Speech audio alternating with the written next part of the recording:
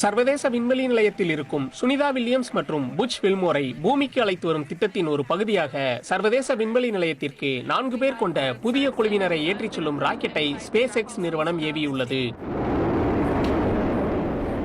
இதனால் விரைவில் அவர்கள் பூமி திரும்ப உள்ளனர். சர்வதேச விண்வெளி நிலையத்தில் 8 நாட்கள் மட்டுமே தங்கும் திட்டத்துடன் இவர்கள் கடந்த ஆண்டு ஜூன் 5ஆம் தேதி விண்வெளி சென்றனர். ஆனால் இவர்கள் சென்ற விண்கலத்தில் ஏற்பட்ட தொழில்நுட்ப சிக்கல் காரணமாக 9 மாதங்களுக்கும் மேலாக தங்க நேரிட்டது.